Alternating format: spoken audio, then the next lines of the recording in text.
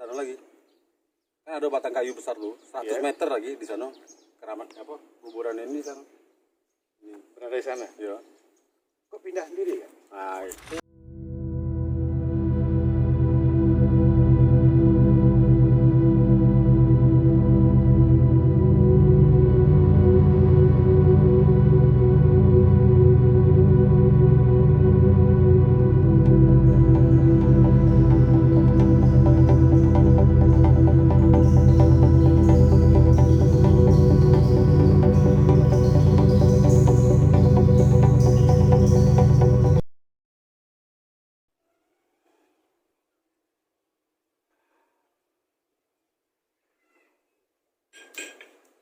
Assalamualaikum warahmatullahi wabarakatuh. Pemirsa, ketemu lagi dengan saya Ade Ambone di Siginjai 99 Channel.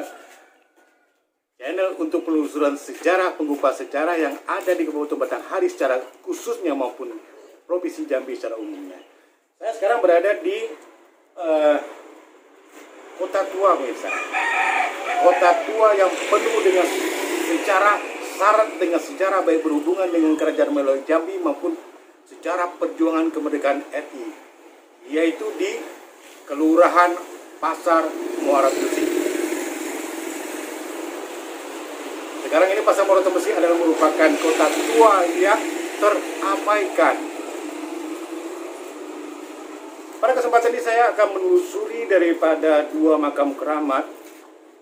Ya, dua makam keramat ini merupakan pasangan suami istri yang berkaitan langsung dengan Pangeran Adi Kusumo Joyodiningrat alias Pangeran Adi Tuo yang pernah berkedudukan di Remuta Masa pada 1877 sampai 1879. Akan tetapi pemirsa, sebelum penelusuran sejarah ini saya selalu dulukan dengan minum kopi seperti yang saya lakukan tadi. Kopi yang saya minum adalah merupakan kopi dari Bumi Sakti Alam Kerinci, tepatnya kota sini penuh kopi legend yang sudah ada sejak 1943 silam.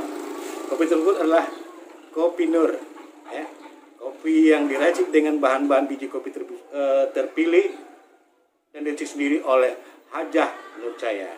Ingat pemirsa, kopi Nur yang asli adalah kopi yang diracik oleh Hajah Nur Caya. Oke pemirsa, mari kita telusuri.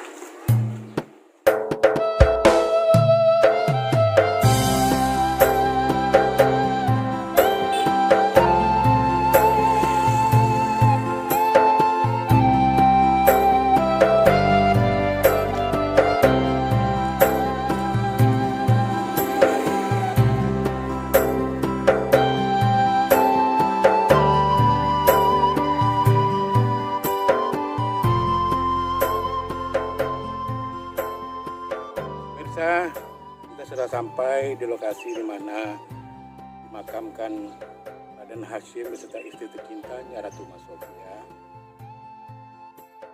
Seperti kita lihat pemirsa, dua makam tersebut tepat berada di samping benteng bersejarah Muara Besi dan berada di pinggiran Sungai Batanghari. Kita lihat pemirsa, inilah keadaannya, sudah dipenuhi semak belukar ya.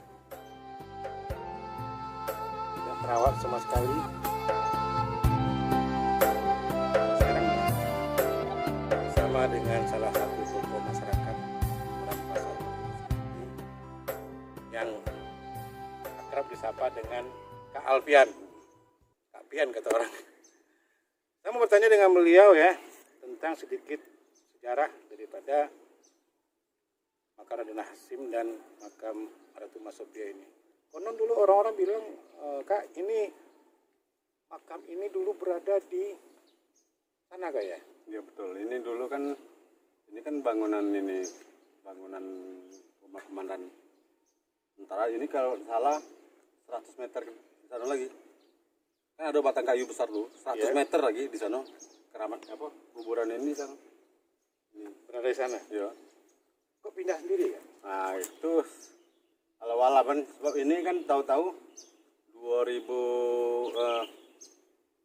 kalau nggak salah 2000 berapa 2001 ini kan habis nih 2001 Tahu-tahu 2002 ini sudah ada lagi di sini pindahnya. Pemirsa, ternyata dulu kedua makam ini ya. Ini kedua makam ini berada 100 meter ya 100 meter ke arah Sungai Batanghari. Dulu kan masih panjang ya lokasi ya, jauh masih lokasi. panjang karena kasus proses daripada abrasi. Pengikisan, ya kan? Habis nyatanya pada sekitar awal 2000-an kedua makam ini Kembali lagi. pindah kemari dengan sendirinya. Kenapa? Saya juga nggak tahu. Hanya Allah yang tahu. Kita tahu bahwa raja-raja di Jambi dulu maupun keturunannya adalah orang-orang sakti yang membela daripada Jambi ini sendiri.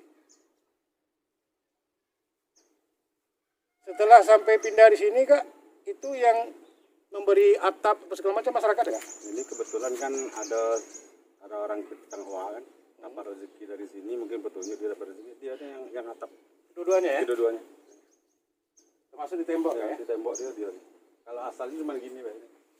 Cuman ini bemesan baik. Nisan aja. Ya, mesan baik. Pemirsa, waktu pindah kemari dengan sendirinya kedua makam ini hanya tanda makam ini hanya Mesan. nisan. Karena ada salah seorang warga Muara Besi ini membantu bagaimana sebaiknya makam ini akhirnya dipagar, dikasih atap. Ya. Mungkin warga tersebut mendapatkan karomah daripada yang empunya makam ini. Tapi nyatanya Kak, kira-kira sebagai warga Kak ya, karena kita tahu nih Pasar Muara Besi ini syarat dengan sejarah Kak, karena ini adalah tanah kerajaan Jambi. Dulu ini sudah berdiam yang namanya raja kedua daripada Kerajaan Melayu Jambi, yaitu Pangeran di Air Panembahan Rantau Kapas. Dan juga ada kita dengar yang namanya Rajo Temenggung Mata Merah. Tapi kalau melihat kondisi seperti ini Kak, ini kan sejarah Kak ya? Gimana harapan Kak melihat dibiarkan begini saja Pak? Apakah nggak ada istilah usaha pemerintah daerah sini atau pemerintah kelurahan sini yang membersihkan makam ini Kak? Kira-kira? Sebenarnya sudah beberapa kali kan kita usulkan ya. Masalah ini berkaitan dengan haknya ABRI. Ya, ini kan benteng nih. Iya. Peninggalan benteng peninggalan Belanda. Jangan yang punya hak penuh kan ABRI. Kita usulkan ke Cagar Budaya berapa kali, nampaknya respon juga tidak ada tanggapan kan. Alasan dari Cagar Budaya waktu itu masalahnya harus ketemu dulu dengan pihak yang bersangkutan. Itu maka nak ngerehab ini nih banyak jalurnya kan. Jalurnya kayak mana, tidak tahu juga. Cagar Budaya mau baik ini. Asal mau dibalikan ini. Izin dulu ya. Izin dulu. Mudah-mudahan pemirsa dengan tayangan ini pihak-pihak terkait ya dapat turun tangan lah, bukan maka turun tangan. Ini sayang nih Bang. Sayang peninggalan sejarah. Membersihkan lokasi makam, memugar makam ini biar layak dan bisa dilihat daripada anak-anak cucu kita. Ini sejarah yang tidak bisa dilepaskan dari hidup dan kehidupan daripada Jambi ini. Jadi kalian ya, kedua makam ini kira-kira posisinya pas di tengah-tengah Sungai Batanghari nih Kak? Pas di tengah-tengah ini. Ini kan kecil. Ini kan nambah di sini. Ya. Karena lurusnya sana lagi bawa sana Manggo kan ada batas tuh.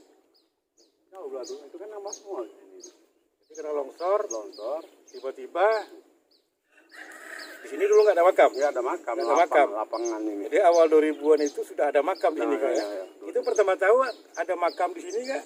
Pindahan dari sana itu siapa Kak? Yang bawa tahu tuh mungkin nenek itulah yang di Simpang itu kan. Simpang Muara Besi itu. Kalau orang sini ada yang tahu?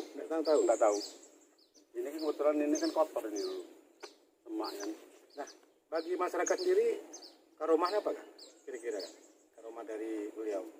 Kalau karomah dari sini kalau misalnya kita niatnya baiklah. Baiklah. Apa ada masyarakat yang sakit, ada Kalau kita minta Kemarin. kalau yang sakit, kebanyakan orang itu bukannya minta inilah ini ilmu tuh kan. Minta kalau minta sehat, mudah-mudahan sehat. Kemarin saya dengar cerita ada salah satu masyarakat yang sudah 1 tahun sakit kan. Akhir ziarah kemari mimpi dapat telok. Akhir sembuh, benar kan? Benar. Karena masyarakat yang sakit, ya kan, mereka berziarah kemari sebagai perantara dengan izin Allah Subhanahu Wa Taala. Akhir masyarakat yang 1 tahun itu sudah sakit sudah selama 1 tahun, akhirnya hanya dengan sebutir telur yang datang melalui mimpi, ya kan, akhirnya sembuh. Kakak sendiri Pernah ngalami kayak gitu kan, cuman salah kitanya lah kan. Salah kita buat tempat mandi numpang di sini, mungkin izin tidak ada kan, didatangin dia suruh minta, kita tempat juga sakit. tapi sembuh kan? Sembuh. Setelah ziarah kemari ya. Sembuh. Pemirsa, itulah pembincangan saya sedikit dengan Kak Alfian, warga Kelurahan Pasar Gresik ini yang sedikit banyak tahu dengan keberadaan kedua makam keramat ini. Pemirsa, saya sekarang sudah berada di rumahnya Datuk Raden Sulaiman, Lembaga Adat, Kecamatan Gresik. Dan saya akan berbicara sedikit tentang sejarah daripada Raden Hasyim maupun istrinya Ratu Masofia yang bergelar Nyai Biut. Dan juga ada Rogo Bito ya, itu Datuk Zainul ya, dari Tanjung Marwo itu ya. Tapi mempunyai kaitan erat dengan sejarah yang ada di sini. Betul? Ya, saya. Siapa sebenarnya Raden Hasyim? Raden Hasyim maupun istrinya Ratu Masofia konon dengan kabar beliau adalah orang dekat atau kerabat daripada Pangeran Kusen, anak dari Pangeran Adikusumo Joriningrat alias Pangeran Adituwo. Kan tuh? Baiklah. Jadi dulunya kan di benteng itu tidak terkenal belum yang namanya atau keramat di situ. Tapi terkenal nyatonya ada itu namanya Raden Hasyim dan Ratu Masofia. Raden Hasyim dan Ratu Masofia itu kalau menurut sejarah itu masih keluarga dari Pangeran Joyo Adikusumo atau disebut dengan Adituwo, kakaknya Sultan Taha yang tua sekali. Itu masih ada kaitannya. Apakah itu cucunya anak buah dari Raden Kusen? Nah, jadi Raden Hasyim ini dulu menurut cerita itu dia tinggal di benteng itu. Tinggal di benteng. Kemudian dia tukang payung itu di zaman Raden Matahir itu. Ikut tukang payung, maksud tukang payung apa kau tuh? Mempayungi siapa? Mempayungi rajo tadi kan. Oh, orang dekat. Ya. Kalau keluarga dia lah. Kalau orang jadi tukang payung itu sebenarnya itu dubalang. Dubalang artinya dubalang. Dia tahan apa? Saya tahan mati. Sakti. Iya, dia sakti. Pemirsa, ternyata Raden Hasyim dulu adalah masih keluarga dekat daripada Pangeran Adituwo, Pangeran Kusen maupun Raden Matahir. Ya kan? Beliau berprofesi ya, itu sering memayungi daripada orang-orang yang kami sebutkan tadi, termasuk memayungi daripada Pangeran Kusen. Kemanapun Pangeran Kusen pergi, duduk ataupun diri, yang memayungi adalah Raden Hasyim. Itu anaknya lagi, anak Pangeran Kusen kan Raden Matahir kan, ada lagi ada jadi raja kan. Ya raja itu perlu dipayungi lah. Dipayung ya. Nah sudah itu. Nah sampai sekarang tuh kan kaitannya kan masih ada. Sama-sama Raden Asnawi itu kan masih ada kaitannya. Raden Asnawi itu masih ada kaitan dengan orang-orang tuh yang di rebutan nasab seperti paman Sayo kan masuk sepupu bapak Sayo kan. Sayo juga masih ada kerebetnya dengan itu kan. Masih ada langsung daripada Raden Hasyim. Maka saya panggil Buyut. Buyut Hasyim. Ternyata beliau Karena ini Buyut Sayo pasti artinya Buyut Sayo itu selektingannya Buyut saya kan Buyut Samanta di samaan Buyut saya dengan Buyut Tahir. Buyut Tahir itu kayak Buyut itu dengannya tuh Raden Tahir itu Buyut Tahir. Nah artinya ratingannya itu dengan artinya kan ada orang lain. Nah, paling ada sepupu, kedua pupu, paling jauh sepupu lah. Anak dari berarti beliau ini Raden Hasyim itu sudah dikatakan seorang dumalang ya, walaupun tukang payung, adalah sakti. Ya, Kenapa sakti itu? Karena makamnya sendiri dari tengah sungai yang dulu posisi daratan sampai tengah sungai dulu ya. Karena terbis kena abrasi, akhirnya longsor dan makam itu sendiri berpindah ke balik ke darat lagi. balik lagi ke darat lagi. Berarti itu sakti benar tuh? Jadi kalau saya, harapan saya pada pemerintah mencari matahari lah. Karena saya ini tidak terus sama iri dengan daerah-daerah luar seperti Siak dulu kan saya pernah pergi ke Siak, tidak pernah pergi mana-mana. Kalau yang namanya sejarah makam-makam itu memang kalau di luar itu memang dipelihara ya bagus-bagus. Apalagi sekarang ke benteng ke situ kan ada dikatakan keramat benteng itu. Namanya Raden Hasim dengan Rumah itu disebut dengan keramat benteng. Harapan saya dengan pemerintah Kabupaten Batanghari, mari kita bersama-sama ya, bangunlah benteng Temesing itu dan tukarlah kembali sejarah. Kita jangan ketinggalan dengan yang lain. Yang lain itu sanggup memagar tepi pinggir sungai. Ya apa kita tidak? Nah di situ kaki baru dibangun. Ada mereknya kaki makam keramat benteng. Siapa sih keramat benteng itu? Maka ditulis di situ. Kemudian ada bangunan-bangunan tua itu seperti yang ada di yang sudah wobo segala macam tuh. Jadi daripada seperti kita bongkar balik, kita bangun balik. Walaupun kondisinya tidak ada kita beton tidak apa dari papan seperti motif yang lama itu jangan dihilangkan, tidak motif sejarah itu jangan dihilangkan. Namun kita bongkar balik. Nah itu harapan saya selaku ketua lembaga adat Kecamatan Batamsi mohon kepada pemerintah Kabupaten Batanghari itu bersama-samalah kita untuk membangunnya. Nah. Pemirsa,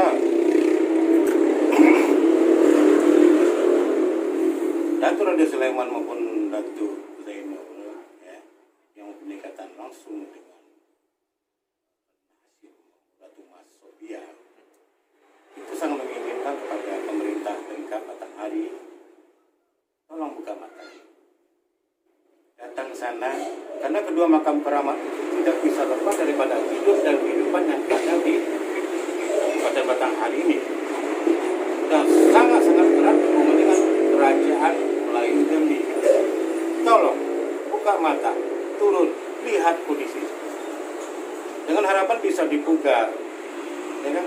Dan nanti kalau Anda ada kata dipugar, sejarah itu bisa ditegakkan bahwa di sini adalah makam Raden Hasim dan juga makam Ratu Mas Sofia yang dipanggil orang dengan keramat benteng.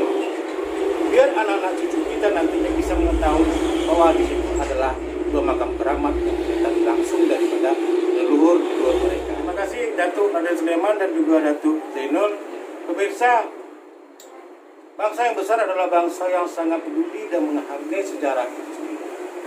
Itulah penelusuran kami Siginjaya 99 Channel menelusuri tentang keberadaan serta siapa daripada Raden Hasim maupun Ratu Mas Sofia yang digelar dengan keramat benteng. Sampai jumpa lagi di konten penulisan sejarah saya berikutnya. Terima kasih, saya Adam Perne di Siginjaya 99 Channel. Assalamualaikum warahmatullahi wabarakatuh. Waalaikumsalam.